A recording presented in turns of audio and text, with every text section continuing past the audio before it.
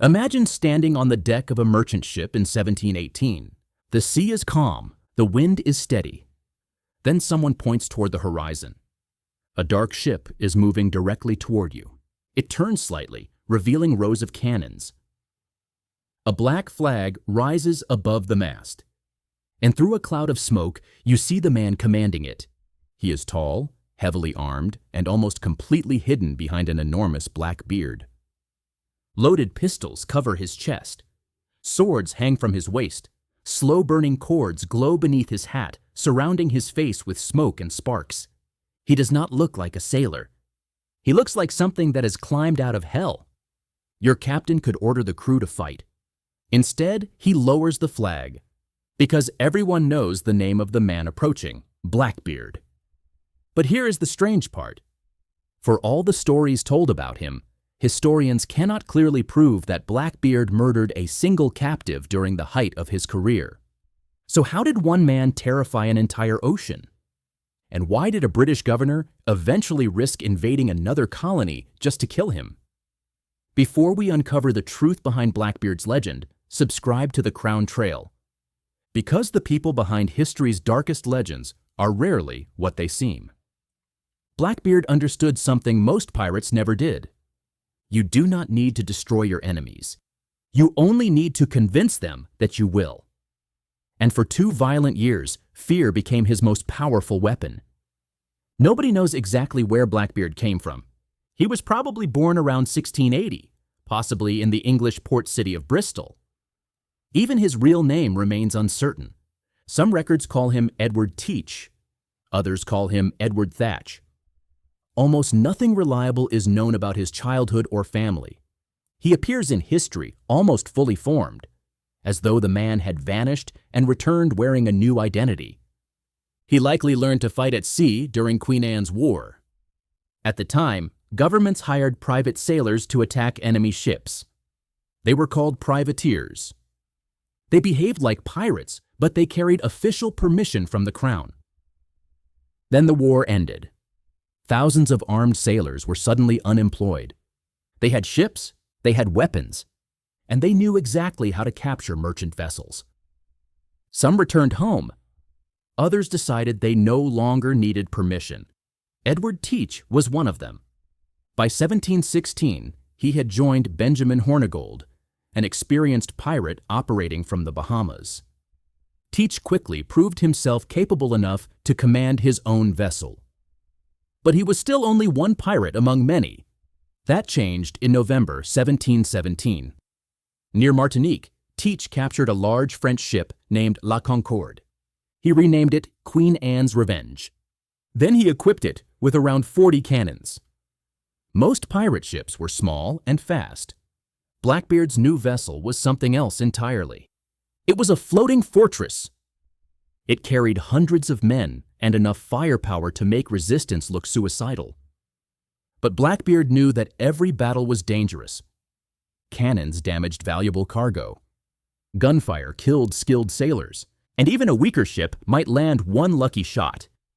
So he created a way to win before the fighting began. He turned himself into a nightmare.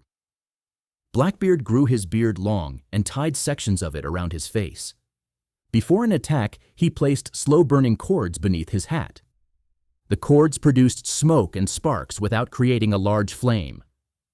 As he boarded an enemy ship, his face appeared through the haze. He also carried several loaded pistols across his chest. A pistol could only fire once before being reloaded. By carrying many, Blackbeard could keep firing while everyone else struggled with powder and ammunition. To modern eyes, it might look like theater. To sailors in the early 18th century, it looked supernatural. The ocean was already a place of monsters, curses, ghosts, and unexplained deaths. Then a giant man appeared through the smoke with fire burning around his face. Blackbeard did not want people to see a human being. He wanted them to see the devil. And it worked. Many crews surrendered without forcing him into a serious fight. Then the survivors returned to port. They described the burning face, the pistols, the enormous ship, and every time the story was repeated, Blackbeard became more terrifying. His reputation traveled faster than his fleet. That was the genius of his strategy. A dead sailor could not spread fear. A survivor could frighten an entire harbor. Blackbeard robbed ships, threatened captains, and left enough witnesses alive to carry his name across the Atlantic. But fear was not only for his enemies. One famous story describes Blackbeard drinking with several men inside his cabin. Without warning, he extinguished the candles, drew 2 pistols beneath the table, and fired. One bullet struck his officer, Israel Hands, in the knee. When asked why he had done it, Blackbeard allegedly explained that if he did not occasionally hurt one of his own men, they might forget who he was. The story may have been exaggerated, but it captured the world Blackbeard created. No one around him was supposed to feel completely safe. By the spring of 1718, he controlled several ships and hundreds of pirates. Then he attempted something far more ambitious than robbing a merchant vessel. He blockaded an entire city. Blackbeard's fleet appeared outside Charlestown, now Charleston, South Carolina. It was one of the wealthiest ports in the British colonies. Blackbeard positioned his ships outside the harbor and captured vessels trying to enter or leave. Passengers were taken hostage. Trade stopped. Panic spread through the town. Officials did not know whether he planned to invade. Then Blackbeard delivered his demand. He did not ask for gold. He asked for medicine. His crew may have been suffering from disease. Blackbeard warned that if the medicine was not delivered, the captives would be killed and the captured ships burned. Charlestown obeyed. The medicine was sent. The prisoners were released. But only after Blackbeard's men had taken their money, jewelry, and even some of their clothing. For nearly a week, one pirate had controlled access to a major British port. He had paralyzed its trade and forced its government to negotiate. And he had done it without fighting a major battle. His reputation had become more powerful than any cannon. But shortly afterward, Blackbeard made a decision that may have exposed who he truly was. While sailing into Beaufort Inlet, Queen Anne's Revenge struck a sandbar. Another ship in his fleet also ran aground. For years, this was treated as an accident. But one crew member later claimed Blackbeard had done it deliberately. His pirate company had grown too large. That meant the treasure had to be divided among too many men. By abandoning the flagship and leaving part of his crew behind, Blackbeard could escape with a smaller group and keep more of the wealth. The accusation cannot be proven. But the result is clear. Blackbeard sailed away with a chosen crew. Many of his own men were left behind. Then he did something even more surprising. He accepted a royal pardon. King George I had offered mercy to pirates willing to abandon their crimes. Blackbeard traveled to Bath, North Carolina, and surrendered to Governor Charles Eden. For a brief moment, the most feared pirate in the Atlantic became a legal citizen. But the pardon did not end his career. It gave him protection. North Carolina's coastline was filled with shallow channels that large naval vessels struggled to enter. The government was weak, and local officials appeared willing to tolerate Blackbeard as long as they benefited from his cargo. Blackbeard could attack ships at sea, return to the colony, and claim the goods had been found on abandoned vessels. Officials received a share. Blackbeard received safety. He had not escaped the law. He had found a way to use it. Merchants in neighboring Virginia became furious. They believed Blackbeard was rebuilding his power. Virginia's governor, Alexander Spotswood, decided that waiting was too dangerous. There was one problem. Blackbeard was hiding in North Carolina. Spotswood had no clear authority to send forces into another colony. He did it anyway. Royal Navy Lieutenant Robert Maynard was given 2 small vessels and around 60 men. His mission was not to negotiate. It was to find Blackbeard and bring back proof that he was dead.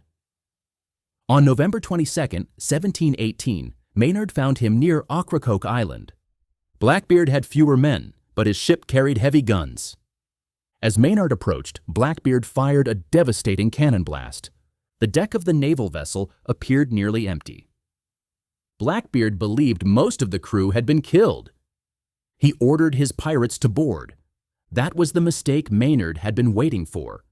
The sailors were not dead. They were hiding below deck. As Blackbeard's men climbed aboard, Maynard gave the signal. Dozens of armed sailors rushed upward. The deck erupted into close combat. There was no elegant sword fight, only smoke, broken wood, pistols, blades, and men fighting in a space too small to escape. Blackbeard and Maynard reportedly fired at each other and then fought with swords. At one point, Blackbeard broke Maynard's blade. For a moment, the pirate appeared close to winning. Then another sailor struck him from behind. More men surrounded him. Blackbeard was shot. He was cut repeatedly. And still, he continued fighting. Later reports claimed his body carried 5 gunshot wounds and around 20 blade wounds. The numbers may have grown in the retelling. But his final fight was undoubtedly brutal. When Blackbeard finally collapsed, Maynard ordered his head removed. It was hung from the front of the ship as proof that the most feared pirate in the Atlantic was dead. His body was thrown into the water. Soon, stories claimed that Blackbeard's headless corpse had swum around the ship before sinking. It almost certainly never happened. But the legend had become too powerful to die with the man. Blackbeard's career as a major pirate probably lasted no more than 2 years. He did not collect the greatest treasure in pirate history. He did not rule the sea for decades, and he may not have been the most violent pirate of his age.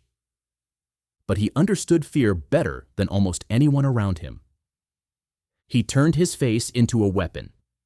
He made armed crews surrender without a fight. He forced a wealthy city to obey him. And when the law became a threat, he tried to place himself inside it. The smoke was theater. The beard was a costume. The real danger was the mind behind them. Blackbeard did not simply terrorize the Atlantic, he taught the Atlantic to terrorize itself.